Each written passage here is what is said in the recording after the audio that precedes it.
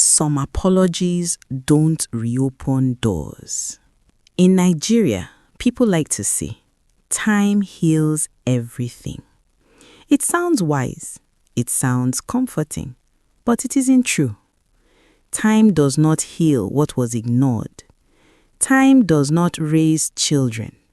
Time does not attend PTA meetings or sit by hospital beds or wait in dimly lit living rooms when NEPA takes light at 2 a.m. Time only watches. And this story is about a man who believed time would fix what he abandoned. He was wrong. Ademola Adeyemi genuinely believed he was a good man. Not exceptional, not perfect, but decent. He paid rent when he could, bought bags of rice during festive seasons, dropped money on the table before leaving for work. In his mind, that was responsibility.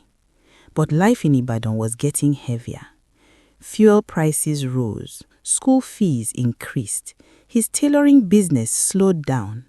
His wife, Bisi, became quieter. Not disrespectful, just tired.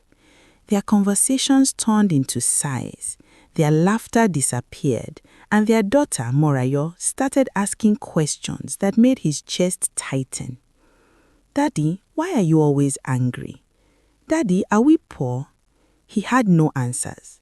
So one morning, before the call to prayer fully faded, Ademola packed a small bag. No shouting, no insults, no dramatic exit. Just a sentence he had practiced in his head. "I need to find myself." Bisi stood by the doorway, wrapper tied firmly around her waist. She didn't cry. That silence unsettled him more than tears ever could. Morayo was 8. She stood behind her mother, holding a plastic doll she bought from Bodija Racket, one eye missing, the other loose. She looked up at him and asked, "Daddy, when are you coming back?" Ademola crouched, forced a smile, and told the lie that would stretch for years. Soon.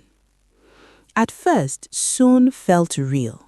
Monthly transfers, occasional calls, festive messages during Christmas and Ileya. Then the calls reduced, the transfers became excuses, and finally, nothing. Life did not pause. Bisi adjusted. Morayo adapted, and Ademola told himself something dangerous. They will understand one day. Years later, in a white hospital room in Lagos, a doctor looked at Ademola and said, "You're lucky to be alive." As machines beeped softly beside him, Ademola realized something for the first time. Luck does not mean forgiving, and time does not wait forever. Morayo stopped asking about her father at 11, not because she forgot him, but because waiting was hurting too much. She watched her mother leave the house before sunrise, selling fabrics at Dugbe Market during the day and sewing at night. She watched her mother pray quietly over unpaid bills, cry softly when she thought Morayo was asleep. Birthdays passed with homemade cakes and forced smiles. School events came and went without a father's presence in the crowd. When classmates said, "My dad said," "My dad bought," Morayo learned to nod politely. At some point, she made a silent vow, "I will never need him." By 16, she was sharp-tongued and defensive. By 20, emotionally distant. By 25, professionally successful and deeply guarded. She did not hate her father. Hate required energy. She felt nothing. And nothing, she learned, was stronger than anger. Then one evening, her phone buzzed. Unknown number. "Hello, Morayo, it's your father." Her heartbeat did not change. That scared her. Another message followed. "I'm sorry, can we talk?" She stared at the screen for a long time before replying. You can explain, but explanations don't change history. They agreed to meet, not for reconciliation, but for closure. At a quiet cafe in Ikeja, Morayo arrived early. When Ademola finally walked in, older, slower, uncertain, Their eyes met, and in that moment he understood something terrifying. She wasn't angry, she was done. They sat across from each other. The table between them felt wider than it was. Ademola spoke first. "I'm sorry." 2 words.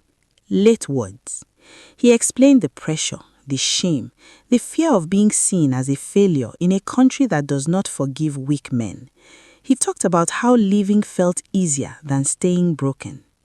Morayo listened. No interruption, no argument. When he finished, he exhaled, as though ex-confession erased consequences. Then she spoke. "Do you know what hurts the most?" He shook his head. "You came back when you needed peace, not when I needed a father." She listed moments calmly. When she was bullied in secondary school, when she failed her first exam, when her mother collapsed from exhaustion one night.